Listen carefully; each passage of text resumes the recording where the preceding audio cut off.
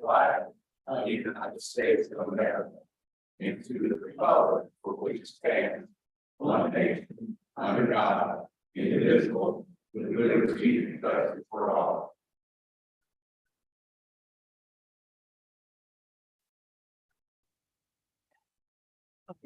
Sorry about the delay. Like I said, technology, when it works, it's wonderful. So, but we do apologize for that. At this time, we'll have the roll call, please. Alderman Alder. Here. Alderman Flores. Here. Alderman Galloway. Here. Alderman Hutchinson. Here. Alderman Owen. Here. Alderman Snyder. Here. We have 6 aldermen present. We have a quorum. Thank you very much. Next, we have the approval of the minutes of the previous meetings. We have 3 sets of minutes, as you see before you, the May 15th special regular meeting, the May 15th regular meeting, and then the May 25th. At this point, are there any questions about the minutes from these previous meetings? Since everyone was present in these, I'm going to move these as a group. So I move that there's a motion to accept the minutes as printed.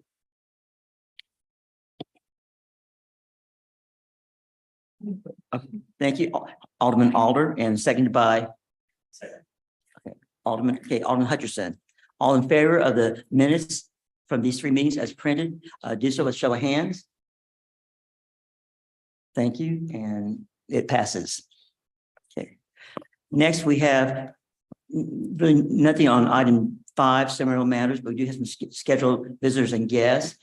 Before the Show Me Christian County come to the report, we'd like to welcome the Girl Scouts here tonight. They're working on a communication badge, and they've come to a public meeting. Appreciate y'all being here tonight. Again, we apologize for the technology, but appreciate what y'all doing, plus especially as Girl Scouts, what you do. That's a very cool program. But this time, we'd like to recognize the Show Me Christian County.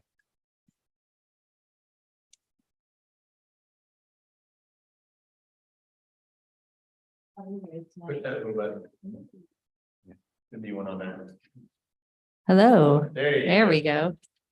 Okay, well. Sorry. Okay, thank you. I feel very awkward. Well, hello. As mentioned, I'm Kristen Hazeltine. I'm with Showman Christian County. And Anna here is with me tonight to present the findings from the hospitality study. Several months ago, it was actually almost a year ago, whenever this conversation started. The cities of Nixa and Ozark and the county had continuously been approached by different developers and people interested in bringing a development, in particular, a hotel into Christian County. However, we were informed that before that could happen, we had to have a study done. So the city of Nixa and the city of Ozark and the county all collaborated with Show Me to fund a project, and Show Me would actually execute the hospitality study. So we hired Hunden Strategies. Thank you. I couldn't think of their name. We worked a lot with them though. And they actually came to Christian County, and they actually looked at the entire region whenever they did the study. So the study ended up being 131 pages. And so instead of going through all of that tonight, we created a quick 2-sheet summary but we will make the rest of the study available to everybody. So Anna has been doing the presentations for it. So I wanted her to continue and actually do all of them for each of the communities. So everybody's hearing the same information. So I'm going to turn it over. Hello, everybody. As she mentioned, my name is Anna Evans. I serve as a vice president with Show Me Christian County Economic Development, and happy to be here with you all tonight. You do have a quick summary. That's just a quick front and back in your packet. And as Kristen mentioned, we do have the full copy of the survey that has been sent out to our board of directors and those landowners that were involved, and we will make that available to all of you as well.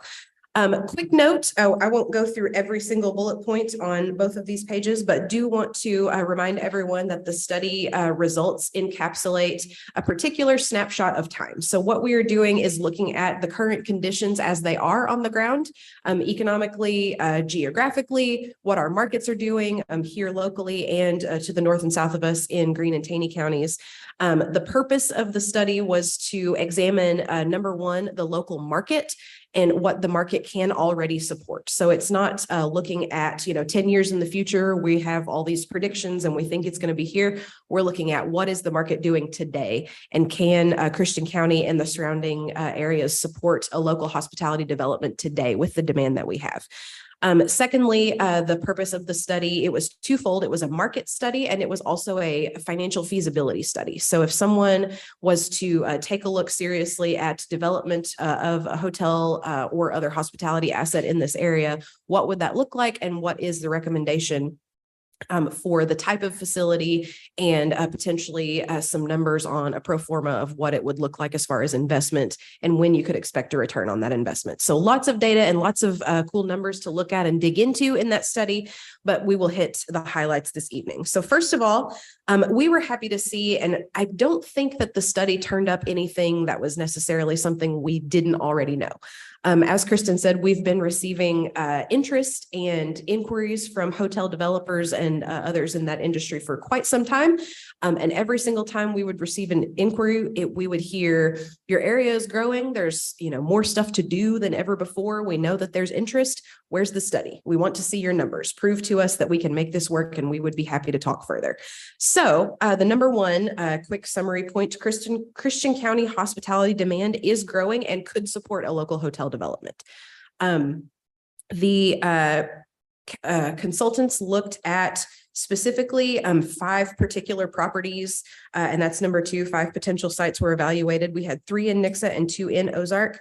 The study's top recommended site out of the 5 that they looked at, they scored them all on an equal scoring basis. The top site that they did recommend out of those 5 was located in Ozark. However, they said both Highway 160 and Highway 65 did have adequate traffic counts, and either community could feasibly support a hospitality development with the conditions right now. I'll hop all the way back to number 1. They did determine, again, don't think it was anything we didn't already know. Current room nights right now are being lost to specifically the Springfield area across markets. So whether you're traveling here for tourism, corporate travel, businesses bringing folks in, sports, events, different things like that. Most of the time, if people are staying overnight, they are staying in one of the surrounding areas, or potentially in a short-term rental like an Airbnb or a VRBO, and they did examine those markets as well. The study, as I mentioned, the market study evaluated the demand drivers that would cause that are those hospitality attractions that are already in place here in Christian County and the Southwest Missouri region. So looking at, again, both Springfield and Branson as well, and a larger look at various metro areas and things that are within certain radius of a drive of Christian County. So 1 hour, 3 hours, 5 hours, what metros do we have and what would draw people down here? They also, as I mentioned, included a current evaluation of the Christian County, the Springfield, and the Branson hospitality markets. So how are the existing hotels doing? Are there times of year that are busier? Is there demand that is not being met, et cetera? How do we quantify that? And then that also included short-term rentals, as I mentioned. So things like Airbnb, VRBO, those types of facilities. And it did include a performance overview from the existing hotel facilities in Christian County. And then finally, the study kind of gave us an outline of some national megatrends across the hotel industry. So what are just some things that they're seeing industry-wide, no matter what, in hotel development that would be good to keep in mind and look for. They included financial projections included for a suggested facility. Their conclusion was for specifically the Christian County market, a 95-room select service hotel would be their suggestion, with an additional potentially 4,500 square feet-ish of divisible meeting space. In their various conversations with local employers and folks who would be tourism drivers and things like that, they did uncover that additional demand for meeting space. It seems like everyone is saying, you know, we have room for 100 people, but we don't have room for 300. Where would we put something like that? And of course, the 95 parking spaces. On the back, I will go through just really quickly. They did a SWOT analysis of our strengths, weaknesses, our opportunities, and our threats. Our strengths, of course, that local demand growth from sports and entertainment and event demand drivers that we're seeing more and more of, and that strong traffic along Highway 65 and 160. Weaknesses, limited local demand generators, specifically in Christian County compared to the surrounding destination markets. So if you're looking at the Southwest Missouri area to come travel, would you stay in Christian County, or would you think there's more things to do maybe in Springfield or Branson, et cetera? And then finally, current performance of the hospitality assets that we already have within the county. So we have 4 actual hotel facilities here in the county. 3 of those are in Ozark and 1 is in Nixa. And they did speak with leadership and ownership at all 4 of those hotels. Opportunities to obviously recapture the lost hotel demand right now that's going to Springfield. We have limited high quality competition here locally in the area. Opportunity to increase those local stays overnight and local spending. Their suggestion would be for us to explore, or for Christian County to explore a new countywide lodging tax. Missouri statute says we can have up to 5% that could potentially help future development. And then communities' willingness to incentivize development in the hospitality and tourism area. Threats, of course, we all know there's been increased construction costs and interest rates with the economy the way it is right now. However, we've, in speaking with our, commercial broker partners and things like that, I'm sure many of you have expertise and whatnot as well. The economy is definitely an issue and a concern, but overall, folks are still moving forward with commercial construction. We're still definitely seeing development in our area specifically. Potential for a low market average daily rate. Typically what they would like to see and where most folks like to hit is about a 70% average daily occupancy. Their prediction for Christian County, again, with the market as it is now, would be about a 65%. So we were just under kind of that 70% ideal rate. But again, that's just measuring the demand that we can measure here right now. 3 years from now, that might even be different. And then potentially lack of funding, just because, folks looking for investment partners and things like that. It's, economically, it's a little bit of a tougher time than it was this time a year ago to embark on a large project. But as we said, there is still development going on. So all is a very high level, quick hitting the highlights of the major overview of the study. I do want to open it up for questions. And again, we will make the full study available to all of you for your review as well. Okay, Alderman Alder. Hi, Hi. can you talk more about B2 current performance of hospitality assets within the county? Can you give us more information on what that means? Last page. Basically, that means that whenever they spoke with the current hotel developments that we have in the county and measured or got their reports of their rate of occupancy and things like that, it's not as high as they would like it to be. So it's mostly the rate of occupancy, or? Yes. Yeah. Rate of occupancy. I mean, you could say, rate of occupancy is direct correlation with their revenue and the margin of profit that they're able to generate. Okay, thanks. Okay, Alderman Galloway. I was intrigued about the listing of the lodging tax as an opportunity. A lodging tax would not really affect local citizens because they're already here staying in their own place. So it has an advantage to it politically. But as to a developer, would they too be interested in seeing a 5% lodging tax at the county level? It's pretty typical. It gives the developer confidence that the market is sustainable in that area. We have had questions from hotel developers about if there is already something in place, and most of them are surprised that there's not. Our understanding in speaking with the Missouri Department of Tourism is that the amount of room nights in existing hotels that we have available across the county doesn't quite meet a threshold to establish a countywide lodging tax. But my understanding, and again, this is probably a 2-year-old conversation, so I need to go back and recheck, but we are right under that threshold. So even potentially like 25 more rooms would put us at the ability to be able to pursue that. 25 more rooms that are available for occupancy.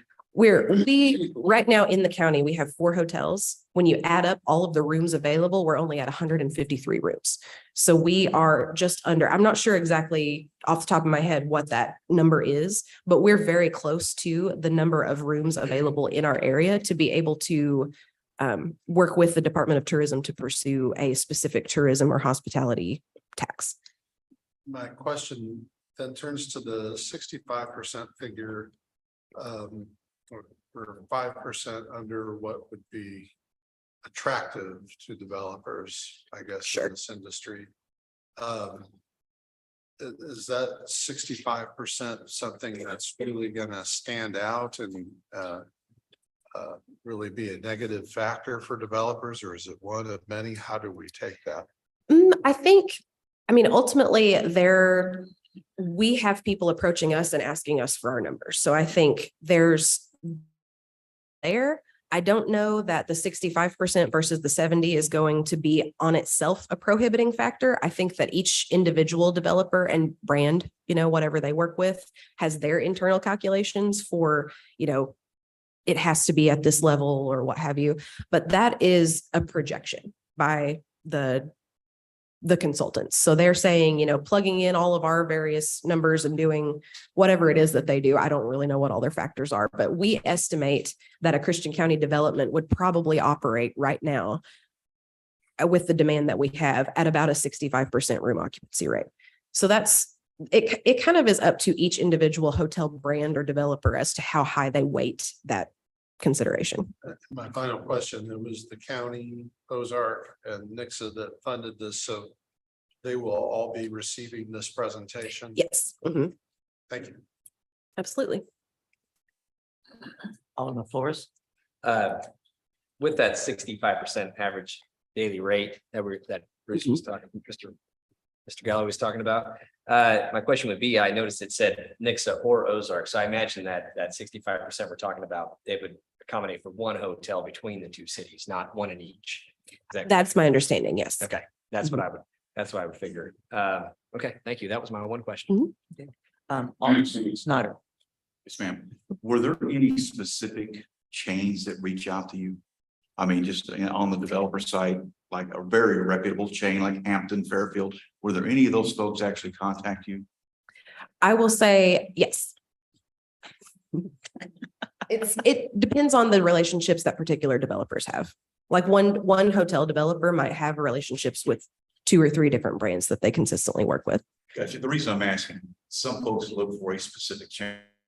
I'm one of those folks. Yes. Okay, then look, I want to make sure they're reputable. It's going to be a good place that I want my family to stay in. And I don't want to use the term Motel 6, but I will. Sure. Okay, I think we should try to stay away from places on that end of the market. I think we need to keep our levels high. So the recommendation from the consultants for a select service hotel is an indication of the level of I don't know, I would say maybe mid-tier establishment of what they're looking for. So what you're referring to is a limited service establishment. So that would be something like a motor lodge, motel type establishment. We're looking at something that is not necessarily like when you think of, say, a hotel in a major metropolitan area that has its own restaurant and, its concierge and their valet services and all that stuff. You're looking at the high end. So we're looking at something in between, maybe kind of like a Hampton Inn, a Hilton Garden Inn, Marriott, Fairfield, that type establishment. Thank you. Alderman. You may not be able to answer this, but can you disclose what the two property sites that were evaluated, where they were? And can you also share with the top recommended site in Ozark where that was located? We can. So the two in Ozark that they examined were, the first one was the property that is on the south side of town, right across from the Walmart, basically the property that the Warren family owns on that South Street corridor. And then the other property was along Highway 65, property is it just south of the Baptist home? That's right there. I don't believe so. I think it was in the Deerbrook development, which is where you've got the new River Run Apartments. Wasn't that the property or was it the?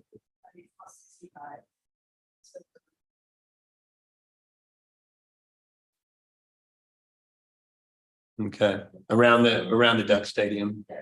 Yeah, in the area of the Duck Stadium, if you will. Yep. Yeah. What was the top recommended site?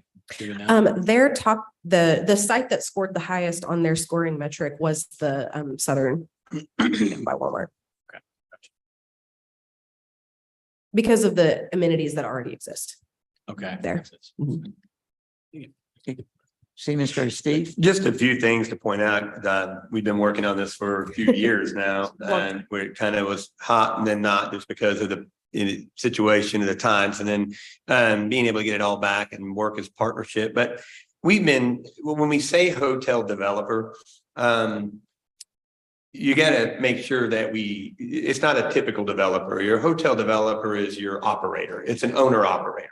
So if you've got preferred owner operators, like let's say O'Reilly Hospitality. Okay, that particular owner operator has what's called corporate preference. Okay, so if anybody is going to build a Hampton Inn Express, a Holiday Inn Express, a Fairfield Inn or anything, those developers in the region get first choice to do that. Now, corporate has to approve those sites, and usually there are multiple ones. The good thing about Ozark is that we've got Highway 65, we've got 3 interchanges, and we probably would have proposed 6 or 7 different locations in Ozark, but we were limited to 2.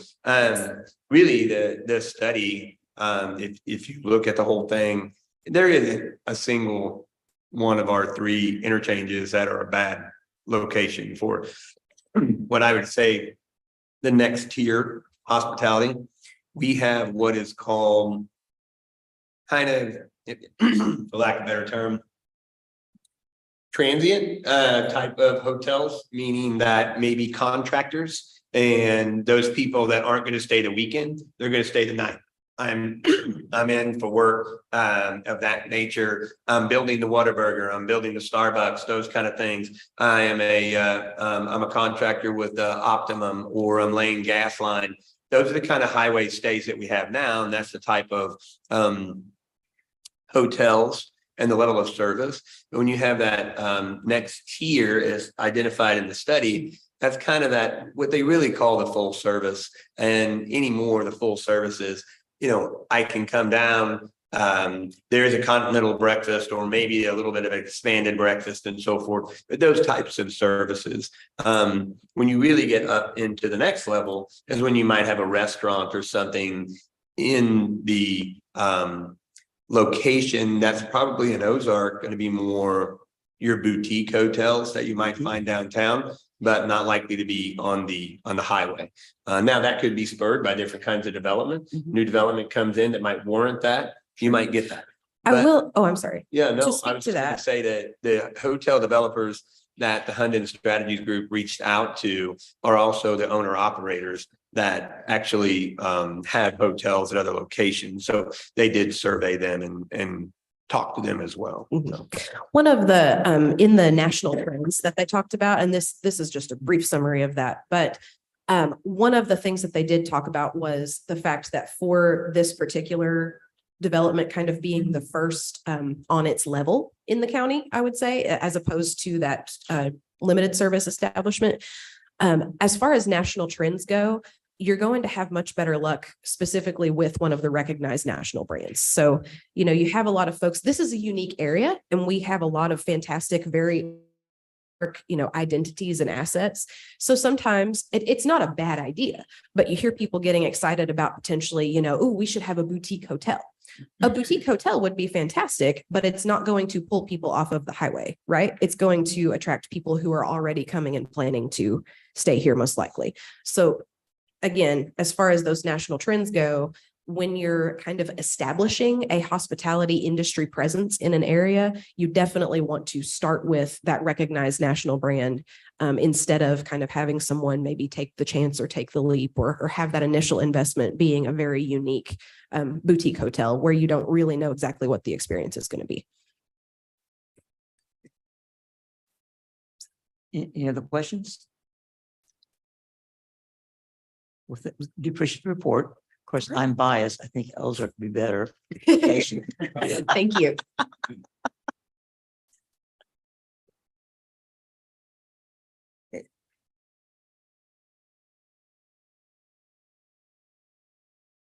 Now we're going to move to our first reading of bills and resolutions, and these will be open to a public discussion. First, entertain bill number 3450. Your Honor, I move that we place bill 3450 on its first reading by title description.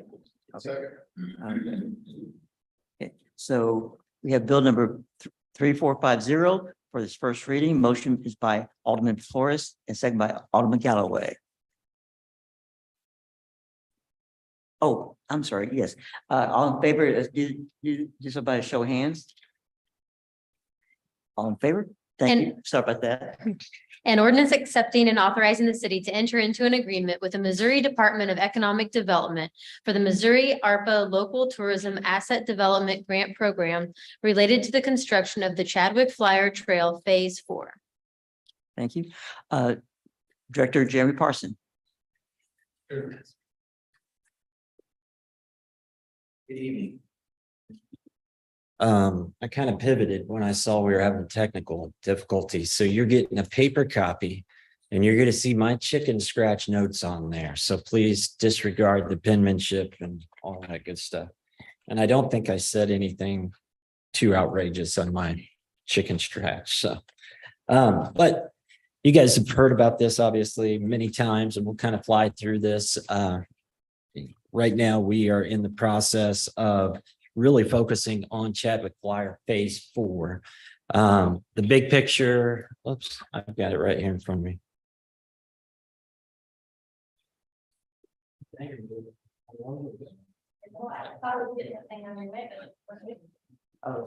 Okay. Big picture, you know our ultimate goal. We've got great partners in Greene County as well as here in Christian County. Our ultimate goal is to connect Springfield with the city of Ozark and our wonderful downtown. So that's the big picture. We've seen a lot of excitement about this. In fact, right now, one of the harder maps to read, but maybe you can see it on the handout, slide 3, kind of shows the different phases that are either under construction right now, being reviewed, or being designed. That image on your left, phase 1 through 5. So that kind of gives you a breakdown. I'd be happy to send this all to you as well. But right now, just the other day, they released the notice to proceed on phase 3, which is actually up in Greene County. So they're getting started on that. So the phases kind of jump around, but it jumps around because of the lowest hanging fruit. And we're trying to get as much trail built as possible. So phase 1, obviously, we just finished up. So that kind of explains the big picture. I'm going to try to skip to the next one here. Now it's not here. Okay. This is an old slide. I took study off of there. This is now our project area. Everything in there, in that slide right there, is either in design or being reviewed by OTO or MoDOT. So it's kind of cool to take it from a study area to a project area. We're moving along here. Thanks again to all our partners. The next slide kind of shows what we're going after right now. And that's kind of our bottlenecks or our trouble spots where we're trying to go under or over. Right now, phase 4, that's the big one. Highway 65 was the scariest one when we started really analyzing this. How do we get over? And that's when we immediately started looking to other places to see what type of funding we could get. quick reminder, the trail alignment, it almost matches up perfectly with the old railway. So you can kind of see that as you're going by Highway 65. In your packet, what you've got in front of you tonight, besides the presentation, you've got a sub-recipient agreement, which is basically an agreement that we received from ARPA and the Tourism Development Grant. And then you've also got some exhibits. This is very difficult to see. It's very difficult to see even on this. So what I wanted to do was kind of break it down for you and do a quick reminder. Our original budget, 3.75 million. That's what this costs. That has not changed. When we went to ask for funding, we asked for 1.5. This was a very, very competitive grant program and very unique grant program. So if you'll remember, that's the original budget. This is the revised budget. They actually rewarded 1.17 or basically 1.2 million through the DED ARPA tourism grant. So that made us have to do a little bit of adjusting. The project, the actual price of the project can't be adjusted. We feel that 375 is a good number. We want to stick with that. So that made us change some things. 450,000. We went from 325 to 450, but I do want to say that City of Ozark match will be through multiple different line items or revenue streams, I should say. That's not just general fund money. And I want to emphasize that we're actively going after other funding sources as well. This project has obtained so much traction that we feel like we've got some really good feelers out there for private donations, for foundation donations, and we've got those conversations and those requests in. So again, changed a little bit, but I want to emphasize that we've got multiple funding sources that will get our match through. Breakdown, you've seen this kind of timeline. We're going to start moving fast. I just received the sub-recipient agreement towards the end of March. Thought I wrote down the date on there, but I didn't. And then they would like for this to be completely approved by the Board of Aldermen by June 15th. So it is on kind of an expedited timeline here. Once we get through design, 2024 will be the year of construction. 2025, we hope to have everything wrapped up, but we're well on our way with all the studies that we've done. Just some key points. Again, you all, when we went into this, I'm a positive person, but I was skeptical that we would get our first grant opportunity awarded. So that's huge, and everybody should be proud of that. That was a team effort, and thank you for allowing us. The last time we came here, we asked for permission to go after this, so thank you for letting us do that. Couldn't do it without our partners. Keep in mind that gap that we just showed you in the financing, we're going to keep going after that and going after it strong. We've got a lot of people on board with this project, and we've got people and foundations that have the ability to fill that gap. This is a project that will be going on for basically the next 2.5 years. So please know that we'll be coming back to you with any changes, with any updates. This is evolving. I want to say this too. We had to actually go to Jeff City to work with the DED and work with the grant success team up there. This is a different animal. So they're learning as we're learning. And because of that reason, we actually went up there with our partners at the OTO, the Ozark Transportation Organization, and they helped kind of guide us through that process as well. They've been very helpful. The next bill that you'll see in front of you tonight is actually an IGA with the OTO. I know a lot of acronym soup there, but it is to keep that working relationship going. I was telling a few people earlier today, when the OTO first got on board with this, I would say they're fans. I would classify them as super fans now. I can't tell you how many times I talked to Sarah or talked to Natasha or any of those people over at the OTO. Great people, knowledgeable people. Debbie Parks has been instrumental on this.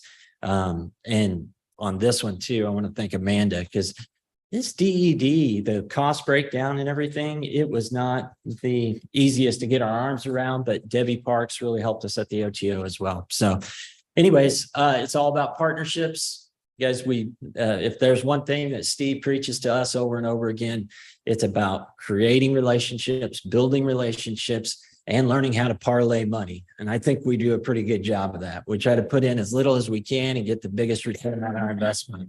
And that couldn't be done without those people. So with that, I'll open it up to any questions. I know that's a big packet, so. Okay, Alderman Galloway.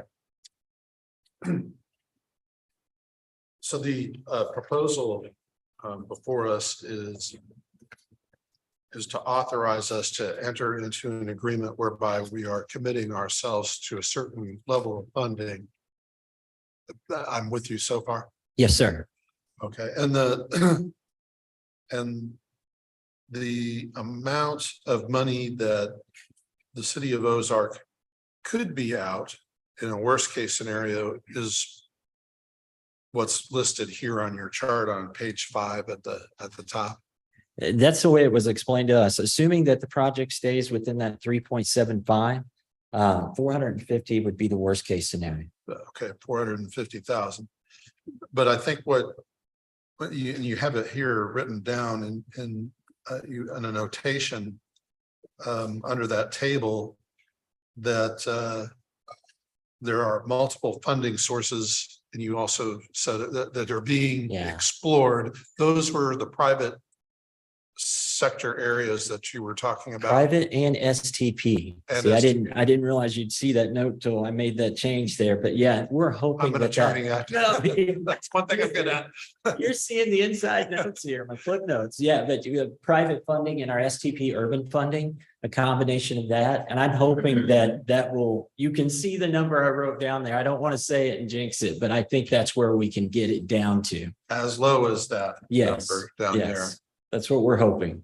So if you think about it, with these partnerships, with these relationships that have been built up, and I've watched you all work to build those relationships, and I can see when you talk to these partners at Greenways and at OTO, and I'm sure others that I'm not aware of, they're visibly excited when they talk about this project. They seem to be truly invested in it.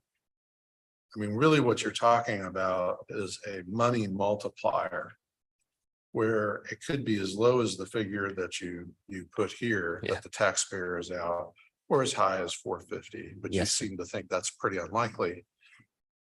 And then what we're getting for the citizens of Ozark is $3.75 million. Yes. That's a heck of a return on investment. You said it much better than I did. Thank you. Okay. All right, I'm done advocating for you. Thank you. Anyone else? Okay, Alderman Flores. Just to speak to OTO, didn't they even go with us to Jeff City on this to help us through this whole process so we could get this done? So Yeah, we I had think two that of their speaks volumes as far as their dedication to it. So that's very neat. Yeah. It's very neat. There's no other questions? Well, we have to, Oh, this is open to public, so therefore, is there anyone here from the public who wishes to speak on this bill? Not seeing anyone against. Okay, Ms. Payne, is anybody on Zoom? Okay, okay. One last chance for the board. Any questions from the board? Not seeing any. Move a motion. I move that we place Bill 3450 on its second reading by title and description only. Second. Okay. Okay. The motion is that we place bill number 3450 on its second reading. It was first by Alderman Flores and second by Alderman Galloway. All in favor of moving this bill to second reading, do so by a show of hands. And it passes. An ordinance accepting and authorizing the city to enter into an agreement with the Missouri Department of Economic Development for the Missouri ARPA Local Tourism Asset Development Grant Program related to the construction of the trail Phase 4. Any additional comments, Director Parson? Okay. Any other comments from the board? If not, I entertain a motion. Alderman Flores. I move that we adopt Bill 3450 as ordinance 23-037. Second. Okay, therefore, the motion by Alderman Flores and second by Alderman Galloway is that we adopt Bill 3457 as ordinance 23-037. At this time, we have a roll call. Alderman Hutchinson, Alderman Alder. Alderman Snyder. Aye. Alderman Flores. Alderman Owen. Alderman Galloway. Aye. We have 6 aye votes, motion carries. Now let's move now to bill number 3451. Your Honor, I move that we place Bill 3451 on its first reading by title and description only. Second. Okay. So we have a motion that we move bill number 3451 by title by Alderman Flores and a second by all in favor of this motion, do so by show of hands. And it passes. An ordinance authorizing the city to enter into and execute an intergovernmental agreement with the Ozarks Transportation Organization for professional grant and construction administrative services related to the construction of the Chadwick Flyer Trail overpass. This time Director Jeremy Parsons. Yes. I want to say Jerry again. Yeah, that's all No. right. It's all I right. want to change your name. No, this pretty much just solidifies that relationship that we just spoke about. We'd love to get this started immediately as well. With the subrecipient agreement just being approved, thank you. I would love to get that, just start rolling with the IGA and with the OTO there. So if you have any questions, I'd be happy to answer them. Alderman Flores. Sorry. Oh, okay. Okay. Any questions from the board?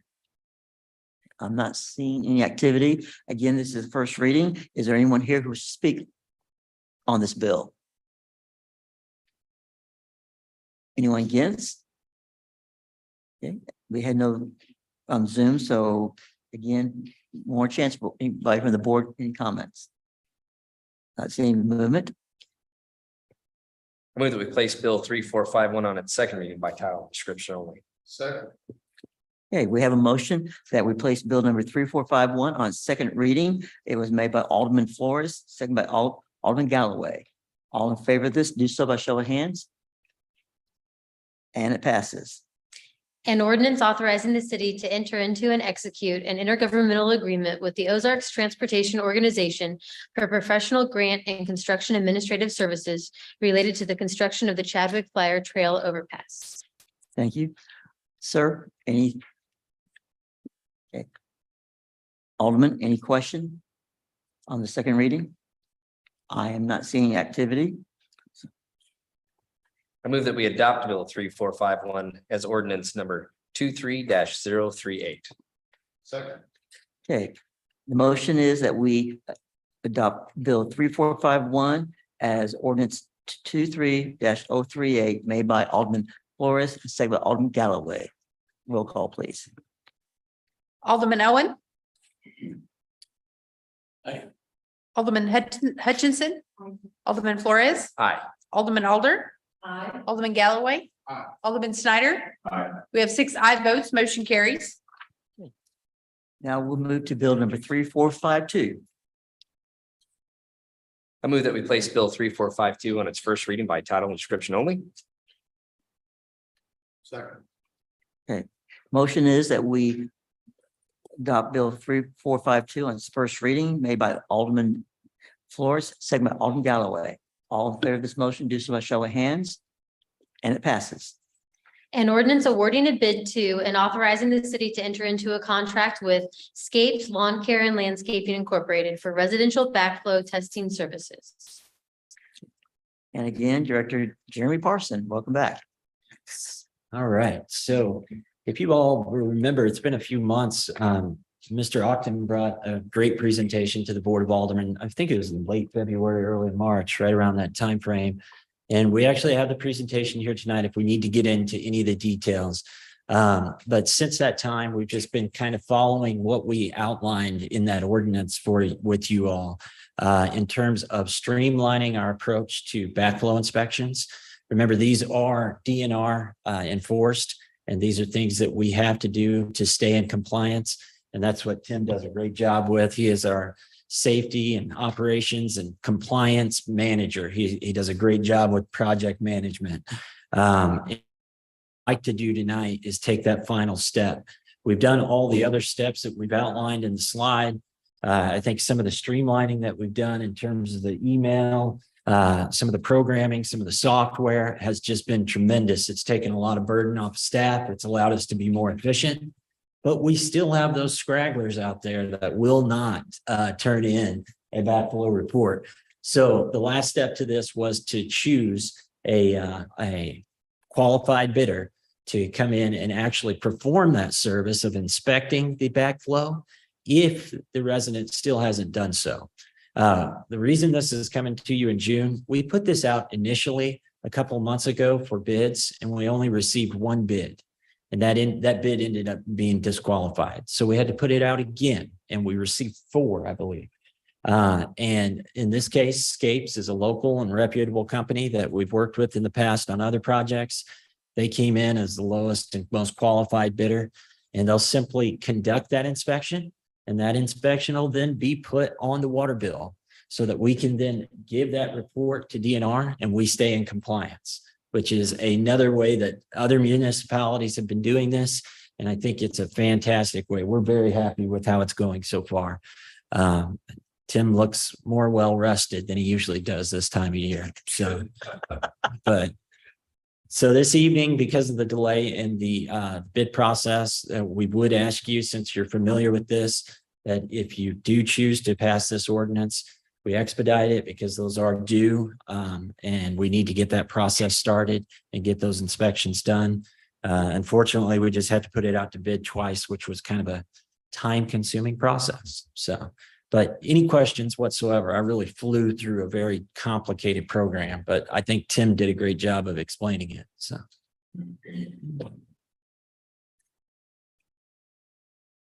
I'm not seeing movement. I'll make sure get the opportunity. But since this is the first reading, we do need opening up. Is anyone here wants to speak on this bill tonight? Okay, seeing anyone against?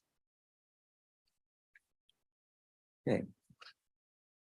So one last chance. Any questions from the board? Before we move on. I move that we place Bill 3452 on its second reading by title and description only. Okay. The motion is to place Bill 3452 on its second reading is made by Alderman Flores and second by Alderman Galloway. All in favor, please show by show of hands. And it passes. An ordinance awarding a bid to and authorizing the city to enter into a contract with Scapes Lawn Care and Landscaping Incorporated for residential backflow testing services. Director Parson, are we good? Okay, board, any final question? Okay, Alderman Galloway. Oh, I just wanted to explain why I was in favor of placing this bill on its second reading. Ordinarily, we want to, deliberate, slow things down, but we did hear a very good presentation by Mr. Octon. And the fact is the staff followed our direction, put it out to bid. They just couldn't get a reputable contractor. So they're getting it to us now, and we're already heading into summer. And so that's why I voted for expediting. Thank you. Anyone else?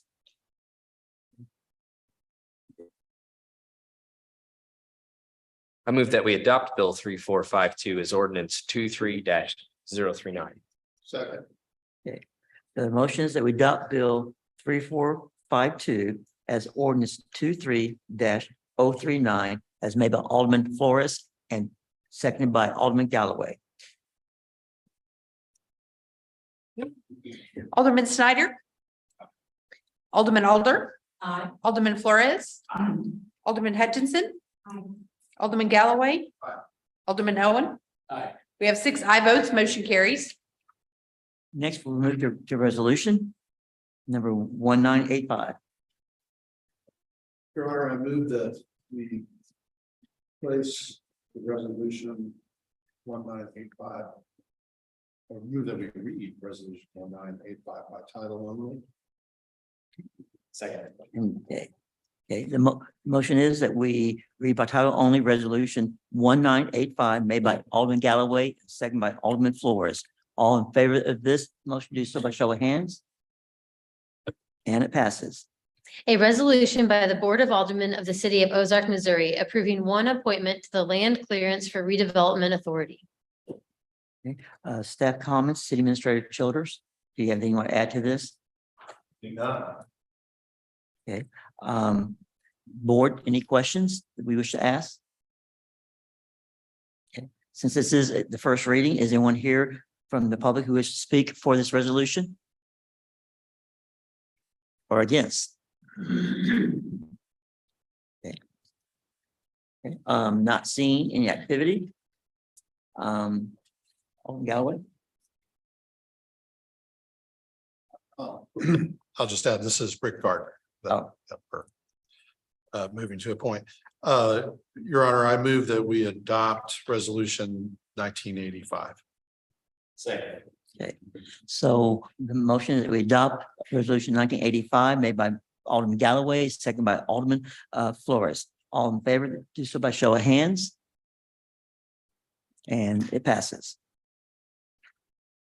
Next, we'll move to second readings. This is bill number 3444. Your Honor, I move that we place bill number 3444 on its second reading by title only, please. Second by. Oh, second. Okay, the motion is we place bill 3444 on its second reading made by Alderman Snyder, as second by Alderman Aldrin. All in favor of this motion, do so by show of hands. And it passes. An ordinance authorizing the city to enter into a contract with Push Pedal Pull for the purchase of spin bikes for the use at the Ozark Community Center. Okay, Director Samantha Payne.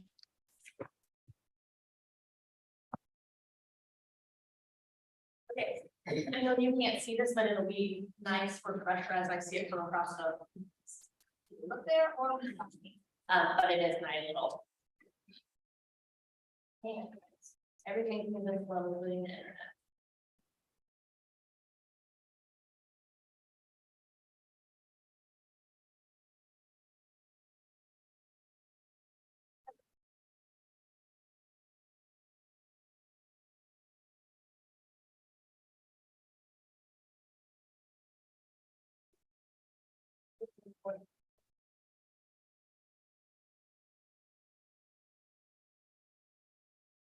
All right, so the spin bikes at the OC, I thought it would maybe take us back.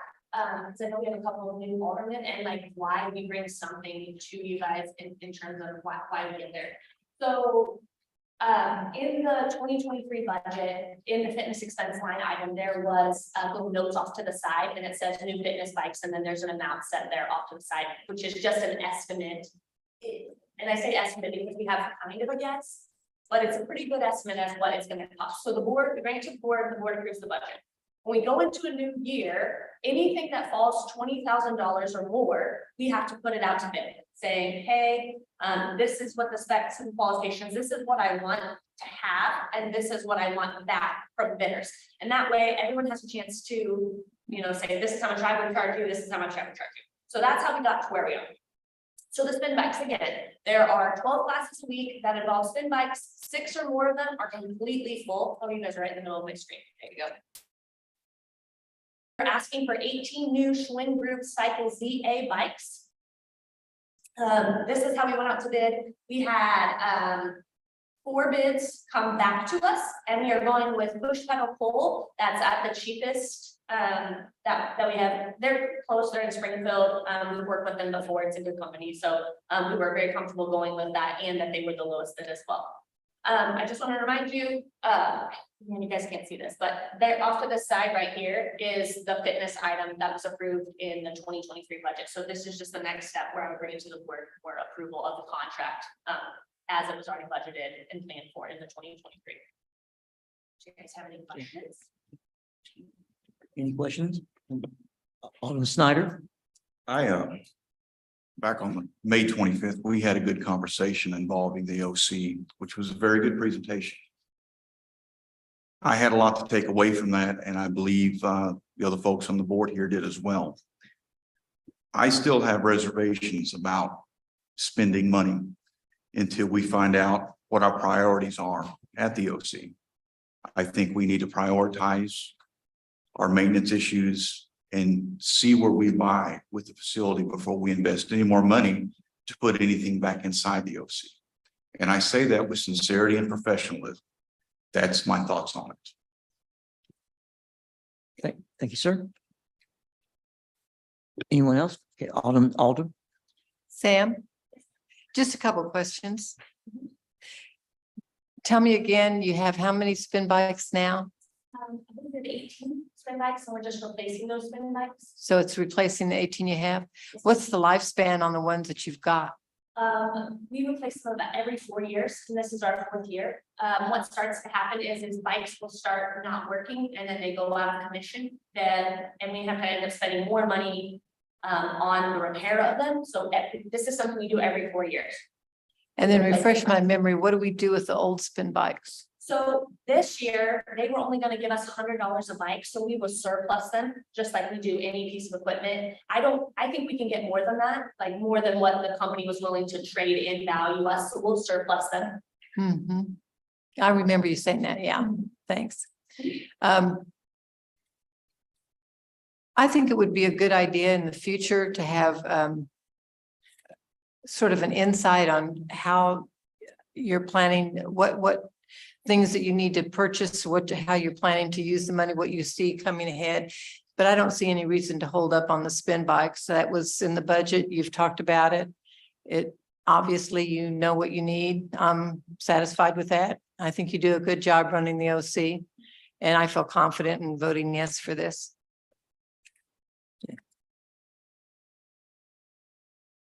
Anyone else from the board? Comments? Alderman Galloway? Following up on all the persons Alder. There, I got it. Dave, I know. Comment. It was a very good presentation, and I think that where it had stopped was because you gave a lengthy history of the financial situation of the OC, where it's at. I think we learned about a $1.6 million reserve fund for maintenance.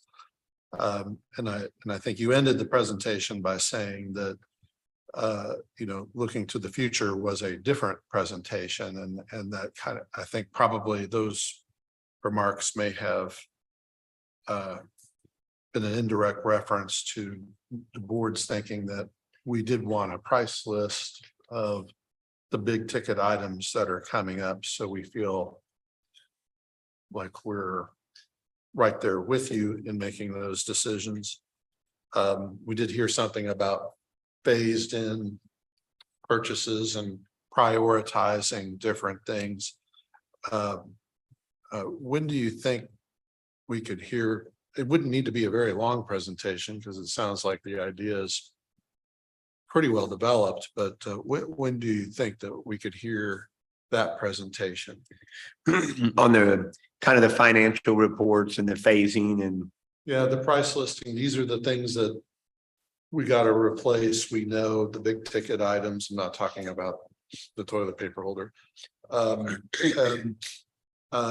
These are the ballparks of what we think they may cost, these, educated guesses. And this is our phase-in approach that we recommend. I think we have that information, and I would ask Ms. Payne, what she felt comfortable as far as putting the presentation together. But I think as far as the financial reports and talking to our finance director, we can create those. So just want to make sure that we're able to get you the information you want in the manner that you want it. So we could, we've got a breakfast meeting coming up in June, but I would probably say maybe the first meeting in July or something around there. But I don't want to speak on behalf of Ms. Payne because it'd be her presentation to give. So, but if you need it, if you wanted it sooner than that, it just depends. Well, I was just thinking about the two concerns that were voiced on opposite sides of the vote on. Yeah. Bikes were the two concerns. One concern was the same as just to have that information. And so, and I'm not expecting a huge presentation. I don't think anybody was expecting a huge presentation on that. It's just, okay, these are the things, this is our priority, recommended priorities or. And how we're Really gonna go. breaking down the four phases that were shown in that one slide, really breaking down those phases and saying, okay, show me phase 1, phase 2, phase 3, phase 4 Yeah. in more detail. Right. Yeah. I gotcha. The timeline and money, it'd be like 5 minutes, really. He's nodding his head. Yeah, no, I was looking at all Snyder. Yeah, I want to make sure that I'm speaking correctly. So, yeah, I really think Sam, I think we got the phases. I mean, we really know what components are in each phase. We could take that slide and break that down in more detail and know what those things are going to cost. So, I would leave it up to you to say, again, we can look at the next breakfast meeting or, if the mayor would like, we always have the ability to add a breakfast meeting or have a 5:30 meeting before a regularly scheduled board meeting. Those tend to work well if everybody is okay with that. I like those because we're already here anyway. So I think what Alderman Galloway is saying is that, basically a spreadsheet showing phase 1, here are the 4 items, this is their cost. sure. Then phase 2, these are the, anticipated timeframe. In phase 2, these are the 3 items and this anticipated cost. And then phase 3 and 4, they just in a general timeframe saying, this is phase 1, phase 2, we need this timeframe. We're not, like I said, the report you did was wonderful, but nothing. I mean, we could look at, like I said, we could look at 5:30, maybe a 5:30 meeting at the next meeting. That would be soon, and then wouldn't wait till July, and then we can keep moving things forward. I mean, Ms. Payne, is that doable? And there you go. Yeah, we will give you supper. Yeah. Now, are you talking about June 20th, the next meeting? It's a sorry, Tuesday, it's a Tuesday because the 19th is a holiday. It's June 9th. What? That is very true. You're right. I'm sorry, I don't be. That would be on the 20th. What's the name? The 19th. That's the name. Oh, okay. I know, because I was told we were observing that we are observing that as a holiday on the 9th. Would everybody be able to accommodate that, Mayor? I certainly can. It'd be the 20th at 7 p.m. Then are you saying you have it at 5:30? Having the 5:30, yeah, Okay, on the 20th. Okay. that work, and we'll shoot for that. Yeah. Yes, sir. Fantastic. I'm sorry, excuse me, Alderman Flores. The one thing too that I'd like to see in that phasing is just know how that plays in with the list, like just a list of non-functioning items right now at the OC. Just to know that anything that we know that needs, if there's things that need immediate attention, I'd like to see them on the forefront and make sure that we're, dealing with those things first. And I'm sure that would be in the phased approach, but it'd be nice to know what all is encompassed within things that aren't functioning or things that need immediate detection, leaks, anything like that, that we. Sure. Ms. Payne and I were actually having a conversation about that spreadsheet earlier today. That is something we know that you guys have asked for and that you want to be able to see. I think really the spreadsheet, and correct me if I'm wrong, but it's here are the list of all the things, the mechanical things, if you will. That's more the list. Those things like siding and stuff like that, not necessarily in the same type of maintenance schedule as a HVAC unit would be or anything like that. But that doesn't mean that we would omit, hey, here's the other list of things. I mean, because you may have mechanical and non-mechanical things in phase 1. You may have mechanical and non-mechanical things in phase 2 as well, so on and so forth. So Anything yeah, that I would be think I critical understand. to maintaining the asset. Yes. basically. Anyone else? And plus, we appreciated the update you gave when unfortunately you had a couple of things break in one day. I mean, that happens. I mean, because I do the same thing, but I do appreciate what that does happen. Just a quick text saying, okay, this, what happened today? Or what happened 2 o'clock in the morning, which does happen at times. City Administrator Steve Childers, you have another comment or? We've got a lot of projects going on. It's summertime. To be honest, and I'm sorry. No, on this issue, I didn't know if you had another comment about this issue. I thought you moved on, Mayor. No, I do not on this bill. I apologize. Your mic is on. I thought you had another comment about this. Yes, sir. Bill. Okay, sorry, I just. Okay. See nothing else, Alderman Snyder, Your Honor, I make a motion to adopt bill number 3444 as ordinance number 23-040. second, okay. The motion is that we are to adopt Bill 3444 and be approved at ordinance 23040, made by Alderman Snyder and second by Alderman Alder. Alderman Flores. Alderman Alder. Alderman Snyder. Nay. Alderman Galloway. Aye. Alderman Owen. Alderman Hutchinson. We have 6 aye votes, 1 nay, motion carries. Thank you. Now, city administrators. Governors. Sorry, I didn't realize I still had my button on and yeah, so, yeah, I don't have any, individual, things other than it is summer. We've got our contracts coming in. We did open our paving bids, earlier. That is going to be coming in July. Don't need to go into detail about that, but we're going through and evaluating all of those things because those are large expenses that you'll need to be looking at and signing contracts on. We do have some events coming up, obviously, that we have in our community in July. Those are things that we're going to be sharing with you too and visiting with you about. But also in accordance to that, or in alignment with that, Mr. Parsons does have some other projects going on. You probably are aware of the project that we have over in Oak Street that we're working very hard on, but there are some road closures and things. And Jeremy, I just thought maybe you might visit with the board so they know and can answer any questions they may have. Yes, thank you. Hopefully everyone's getting the email updates and then hopefully you've signed up for Jot Form. If you haven't, that's just something new that PIO has done this year, which I think is amazing because it kind of lets you pick how you want to be communicating with. But tomorrow is going to be a tricky day. We are full closure on 9th and Oak, especially for those people west of Oak. I'm looking at you, sir. It's a long. It's a long detour, and there's really no good way around there. Everything will be signed according to our MUTCD standards, which is what we use to make sure that people abide by the law. We've tried to get the word out there. I think you've done a great job doing that. But please be aware, you will probably hear from some constituents because that is a busy intersection. And then the other thing that we'll be doing tomorrow, because we just like to rip it off like a Band-Aid, 6th Avenue, in between Jackson Street and Diane. That's just to the north of the apartments down here by Garrison Springs. We've had some erosion concerns there. That hill is very steep and it goes down into the Garrison branch there. And we're seeing some undermining of the roadway there. We're going to get in there and work on those shoulders so that we don't lose any more of the roadway there before it gets too bad.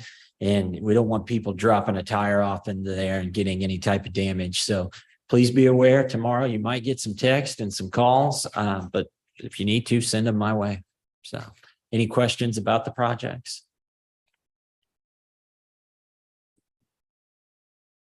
Thank you, sir. All right, anything else? Go ahead. Thank you. Oh, I'm sorry, Ms. Payne. Yes. I think there's maybe an email going around asking availability for when you can and can't do the retreat. We have solidified the retreat and the strategic plan. I just need to know what dates you aren't available. Maybe if you could do like June's kind of probably not gonna work, but July, August, September, that would probably help us start working on trying to get that date set. It's really, really tough to get everybody together and all the department heads on 2 days. So give me maybe there's no, I cannot for sure July, August, and September. If you want to email them to Ms. Hodges, that would be super helpful to me. And this will be just a 2-day, but in town, so it would be like a regular work day. Yeah, it'd be probably like Springfield. I'm thinking like 8:30 to 4:30 is what I'm guessing. That way we can get up there, get wherever we're gonna go, have a full day, and then we'll basically come back the next day and it'll be a half day kind of with those people and then a half day of sort of maybe an activity or something afterwards. So if you had to leave, a day and a half would be optimal, but we're saying 2 full days to. Okay, thank you. Anyone else? Okay, just FYI, June the 8th and 15th, I will be out of town. I'm one of 5 officers for the Sub-Baptist Convention, and this is our annual meeting. Each year's a different location. This year, yes, it's in New Orleans, but my daughters, when they started working with me in registration, about the second day, Leah went, "We thought you was on vacation." I really do work here, but here's the challenge. Text messaging, emails be fine. I promise you, if you try calling me, I won't be answering the phone because of my work I'm doing, because we're expecting about 17,000 Baptists in one room. And that can be interesting at times. That's all I'm going to say. And all, but just FYI, but I can, as I can, I'll check emails and text messages, but I will not be quick responding. So just FYI. Nothing else. I'm motion that we adjourn is okay. Okay, motion to adjourn made by Alderman Galloway, second by Alderman Alder. All in favor, do so by show of hands.